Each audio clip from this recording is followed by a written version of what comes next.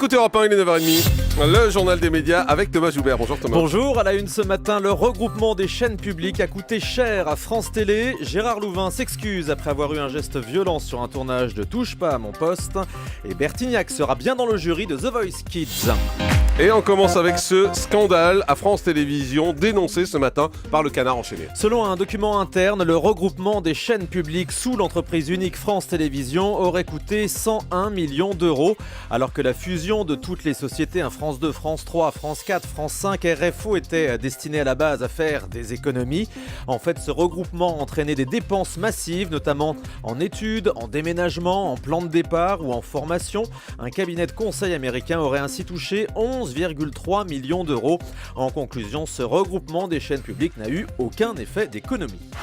Moi, je vais me lancer dans la formation, je pense. France Télévisions qui se retrouve obligée de présenter un plan de départ volontaire. Et oui, on vous en parlait dès hier, mais les négociations sont mal parties. Les syndicats ont quitté la table des discussions hier matin. À l'unanimité, ils demandent le retrait immédiat de ce plan de départ de 361 salariés. Et il est fort possible qu'ils appellent à la grève dans les prochains jours. De son côté, la direction de France Télé juge ce plan incontournable. Gérard Louvain a présenté ses excuses hier soir en direct sur D8. Le chroniqueur de Touche pas à mon poste et grand producteur de télévision a eu un geste inapproprié lors d'un précédent tournage de l'émission. Selon Closer, on le rappelle, il aurait eu un geste de gifle auprès d'un assistant réalisateur, exactement, après avoir participé à une parodie de l'émission Masterchef au cours de laquelle son costume a été taché. La semaine dernière, donc Gérard Louvain a été sanctionné par la direction en étant suspendu d'antenne. Il est venu s'expliquer hier soir face à Cyril Hanouna sans qu'on en apprenne beaucoup plus. Écoutez. Je me suis énervé au-delà du raisonnable. En 30 ans de carrière, ça m'est jamais arrivé. Franchement, ça m'est jamais arrivé. Et pourquoi je me suis énervé ? Je tiens d'abord, avant de vous dire comment je l'ai vécu, à m'excuser, à prier, à prendre mes excuses aux gens que j'aurais pu choquer par des mots ou des gestes inappropriés. Ça, c'est la première chose et je m'en excuse. Mais j'ai 60 ans. Bon. Oui. Et j'ai eu peur de deux choses. J'ai eu peur du ridicule, déjà, parce que avec la carrière que j'ai, l'âge que j'ai rarement pris des œufs dans la gueule, de la farine dans la gueule, de l'eau dans la gueule, etc. Et surtout, je prends plein d'huile. Ce que les gens vous avez eu peur, en fait. Oui, j'ai eu peur. Voilà. Et c'est qu'un ventilateur de cinéma. C'est un petit peu la scène. Je me suis dit, il va arriver un accident. Voilà, c'était Gérard Louvain hier soir dans Touche pas à mon poste. On précise que Touche pas à mon poste qui critique en particulier toutes les émissions en général et qui affirme jouer la transparence, n'avait pas parlé de cette affaire avant que le magazine Closer n'en parle. Et c'est parce que le magazine Closer en a parlé qu'il y a eu ces excuses de Gérard Louvain. Autrement, on ne l'aurait jamais su. Donc c'est une transparence un peu floue parfois. Et une communication très verrouillée aussi, on peut le préciser. Effectivement. On sait qui sera dans le jury de The Voice Kids sur TF1. Comme prévu, il n'y aura que 3 coachs dans cette version réservée aux enfants. Jennifer et Garou seront là. Et Télé Loisirs affirme que Louis Bertignac reprendra place dans son fauteuil rouge, alors que je vous rappelle qu'il a été remplacé dans la version adulte. Florent Pagny, lui, ne fera pas partie de cette nouvelle aventure. Les tournages commencent pendant les vacances de la Toussaint, mais The Voice Kids ne sera diffusé que courant 2014, après le The Voice classique. Benjamin Castaldi hausse le ton face à TF1. Il va falloir que dans les 3 ou 4 mois, il se passe quelque chose, sinon c'est moi qui m'auto-sortirai. Voilà ce que déclare l'animateur à Téléstar.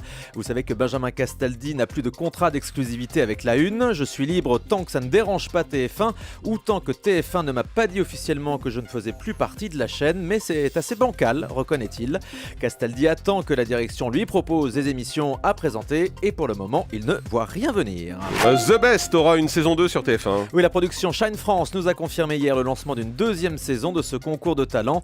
Diffusée cet été, l'émission a réalisé des scores d'audience tout à fait corrects. On ne sait pas encore à quelle période TF1 décidera de diffuser cette saison 2. Et puis de son côté, le M6 lance une 2e saison de la meilleure boulangerie de France. Une nouvelle fournée en préparation, là encore on dirait produite du roman par Shine France, c'est lui qui me l'a soufflé. Ça m'étonne pas. Dans la saison 2, plus de régions, plus de spécialités, plus de boulangers seront mis en avant. La meilleure boulangerie de France qui est un des beaux succès de la rentrée chaque jour en fin d'après-midi sur M6 avec encore un record d'audience hier, 16% de part de marché. Ouais, 1 800 000 téléspectateurs. 2 nouveaux chanteurs viennent renforcer la troupe des chansons d'abord sur France 3. Il s'agit de 2 anciens candidats de télécrochet. Julie, issue de la Nouvelle Star l'année dernière, c'est pas vous Julie d'Europe 1, non. Julie. Non, une qui sait chanter. Oui, elle était pas mal d'ailleurs.